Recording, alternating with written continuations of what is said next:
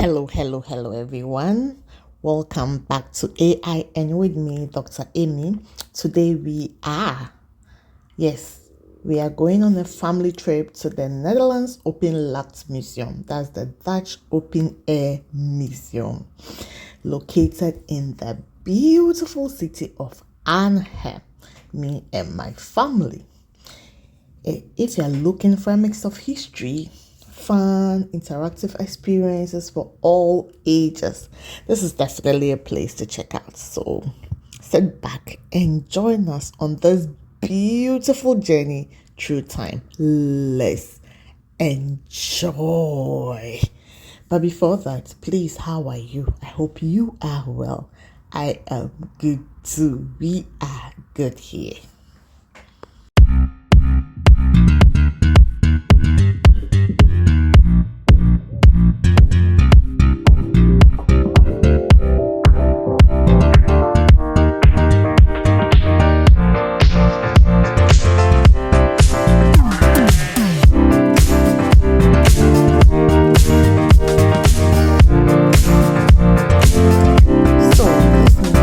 It's more than a collection of historical buildings or historic buildings. It's living, it's briefing timeline, and it's across over 44 hectares of woodlands.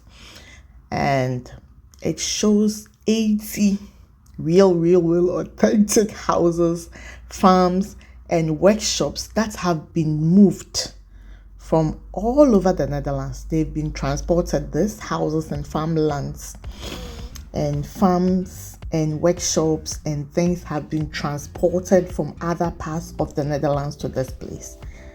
Is it not amazing? It is amazing to move a whole house from one place to another. Yes. So we are just exploring these houses that have been moved from one place to another. And here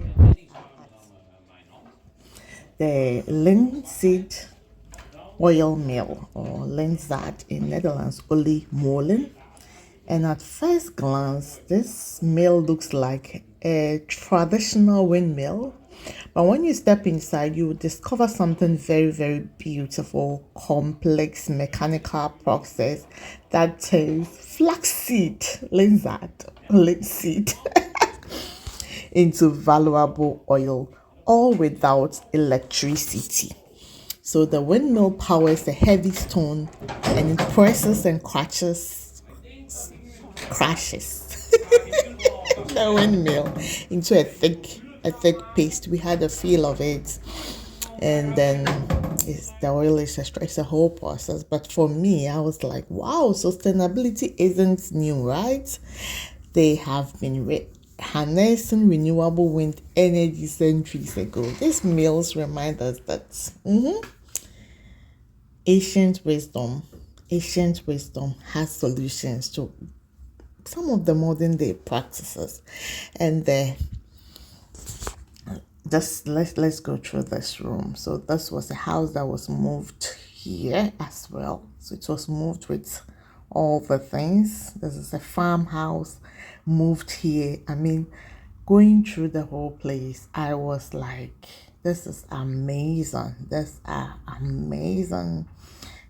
is beautiful. Enjoy with me.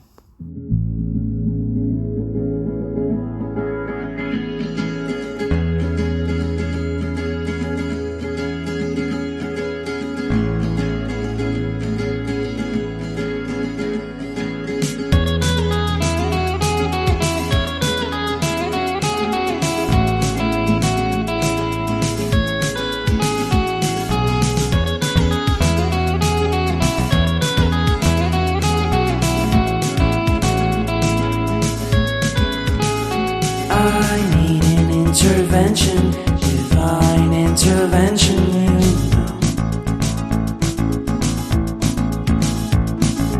Only in my crucial moments do they pay attention.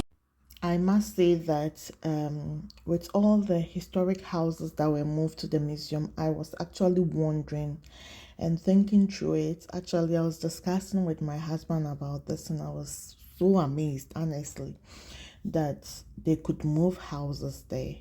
But then it taught me something that preservation does indeed take patience and respect. Moving a house brick by brick, beam by beam, I don't think was easy or was that quick. I think it took care, it took planning, it took respect for the original materials and patience to actually really preserve every detail. And this is one thing that I cannot just understand, not understand, but I really do appreciate. And bringing it to our lives, I have also noticed that what matters most can be fragile, like relationship, memories, or dreams. So we need patience and respect to get it. Sometimes when we rush, it only leads to losing it or breaking it. Let's enjoy nature. It's the view, don't view it. Yeah.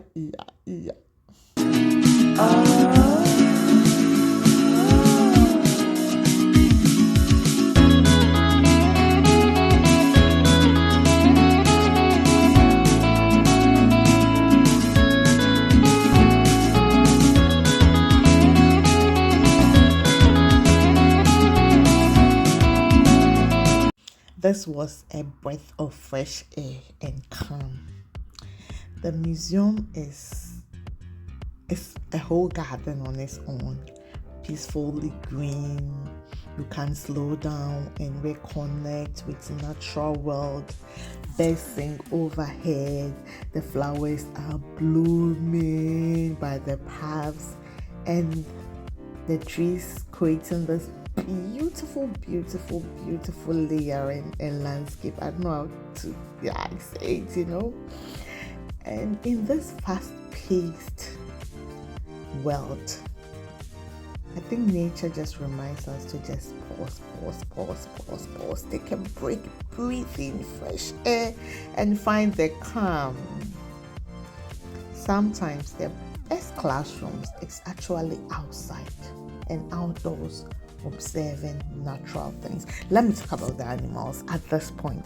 The animals at the museum, from the sheep grazing peacefully to chickens scratching in the dirt, are not just exhibits.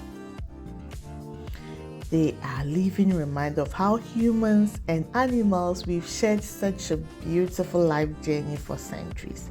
Cows, horses, pigs. I think we are looking at a pig. Pigs. Yes. They just teach us that it is about responsibility, it's about patience, it's about respect for all lives. They remind us that we are a part of a bigger web, not separate from it.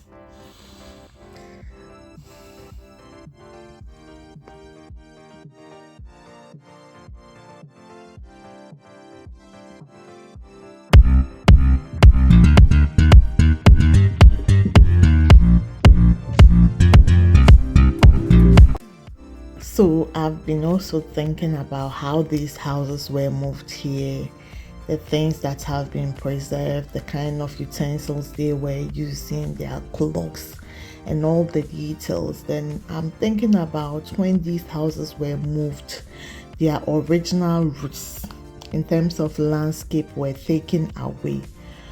But with careful replanting and restoration, they found new life in the museum. So it seems sometimes roots can be transplanted, but they need care and love. So sometimes we have to leave our comfort zones, our roots, and start over. But with care, attention, we can thrive anywhere. So looking at all these houses, some of these houses were really tiny, right? And all those small details, we were amazed. Every nail, every window pane, every faded paint stroke had a story. When houses are moved, I assumed, each small piece must be catalogued and rebuilt perfectly to keep their story alive. So in my life, in our life, it's the small moments, the details that builds our bigger story, right? Pay attention to those little things. They shape who we are. They tell who we are. See all this. Oh, we are out again. The beauty. This is such a beautiful place to spend time in nature. Pause, breathe, have fun, slow down. Slow down. And they had gardens with different kinds of fruits, veggies, root plants. Beautiful, extremely beautiful.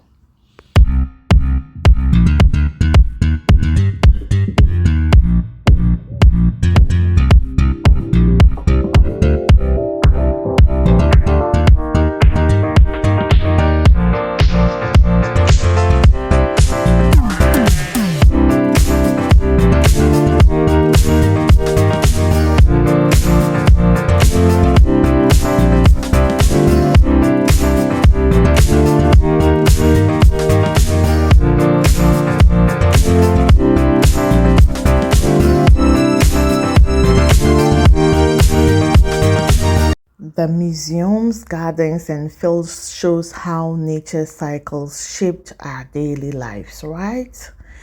Planting in spring, harvest in autumn, rest in winter. The ebb and flow of seasons structure our work and even structure how things look like. Our life has seasons too. I can't stop talking about this. Time to work, time to rest, time to grow, time to let go. Recognizing these seasons help us to live a more fulfilled and balanced life. Beautiful, beautiful.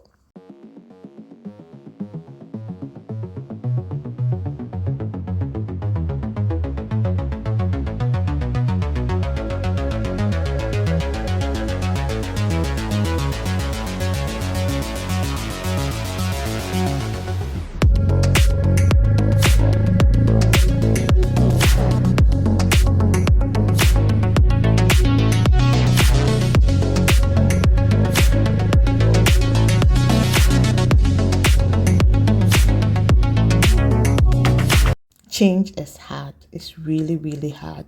But sometimes we have no choice, or sometimes it's really very, very necessary. These houses left their original places forever. That's a huge change. But it saved them from destruction or neglect. Change can be scary. It is scary. I'm saying this from experience. But sometimes it's the only way to survive and grow. Embracing it as a chance to preserve is very, very, very important.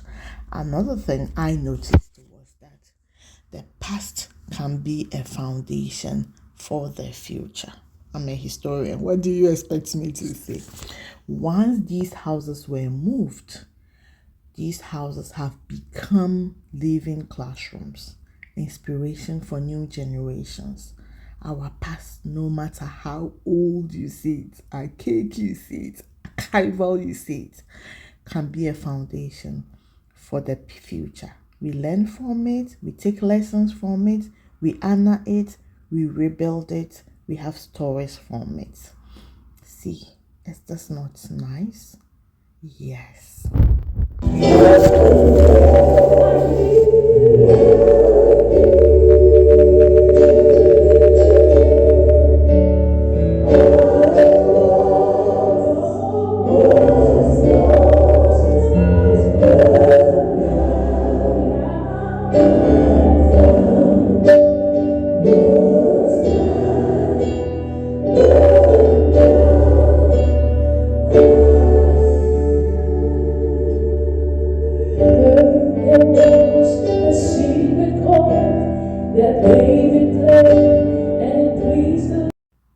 Historic houses are fragile. Even the furniture that come with it, the utensils that come with it, the clocks that come with it, the candles, the arts, they are all fragile. But they are also strength, the pictures that come with it.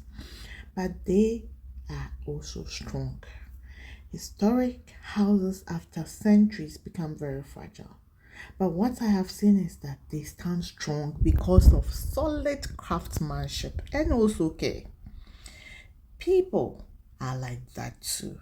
We can be vulnerable and resilient at the same time. Strength doesn't mean invulnerability. In my previous video on motherhood, I talked about also vulnerability.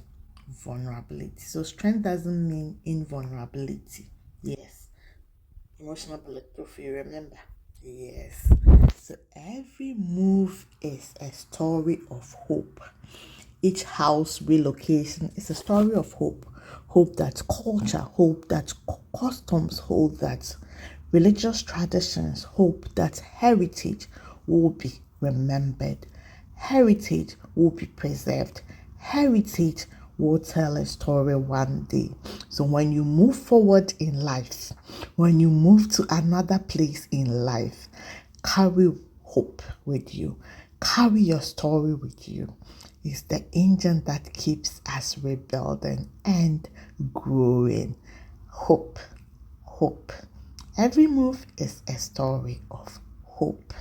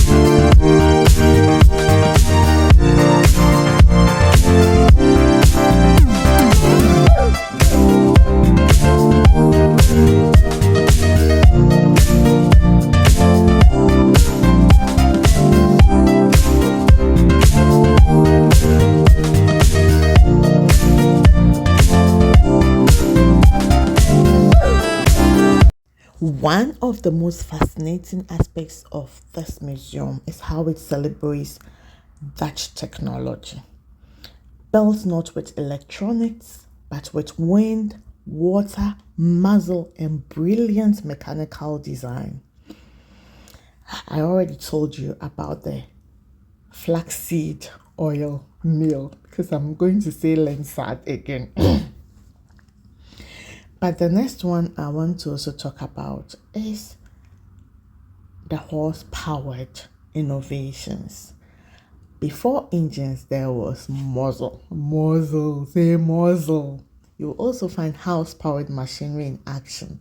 A beautiful example of how animals, not this big, weren't just companions, they were an essential part of rural industry.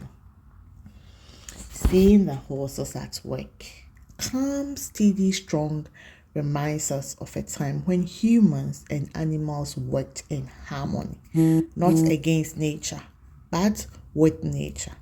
Life moved slower but more intentionally. Progress was muscle powered and every step mattered. We can talk about the watermills, traditional rope making machines, historic trams. One just passed. We had an experience. The old blacksmith forges that use manpower, manual bellows. Manual bellows, fire, and more. Why does this all matter?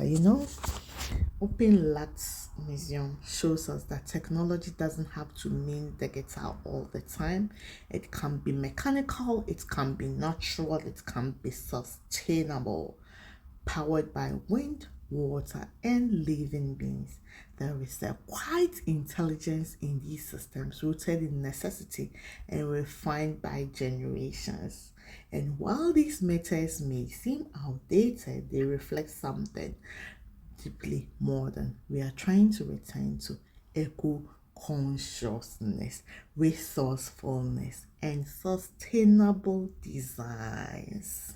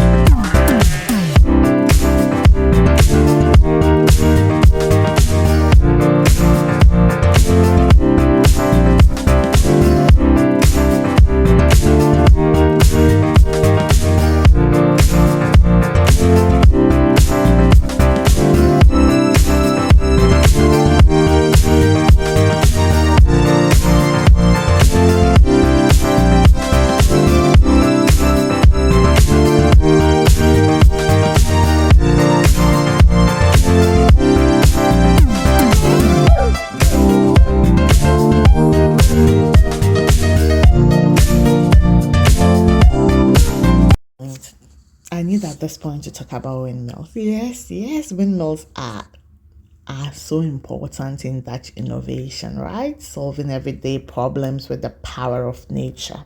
At this museum, at the Openluchtmuseum, you would see several types of windmills. Yes, the poldermolen, used to pump water out of low-lying land, the oil mill, we talked about it, the grain mill, the sawmill. Yes, these are windmills, and they are not just nostalgic, they are functional, they are sustainable machines powered by air and brilliance. And it tells me something. It tells me something. Yes, this is the sawmill one. It tells me that the Dutch didn't wait for steam or electricity. They looked up at the wind and asked, what can we build with this? Sometimes the solution is already around us. Use what you've got, your gifts, your environment, your creativity, and turn it into something powerful. Let the wind turn you on. Resistance can be exhausting sometimes. The best way forward is to adapt, to use life challenges to power your next step. Windmills. This sawmill told me that windmills turn with quite steady rhythm. They don't rush, but they don't stop. Consistency does beat speed, right? Keep showing up. Even slow momentum creates lasting change. The last thing I want to say about windmills: silence power is still power. Slow power is still power. Windmills makes no noise, but they drive entire systems, lifting water, grinding grain, pressing oil. You don't have to be too loud to be strong. Quiet strength, purpose, and focus speak louder. This is where I'll end this video. Part 2 would come up. Thank you for spending time with me, and stay blessed, stay awesome. Yes, until next time, bye.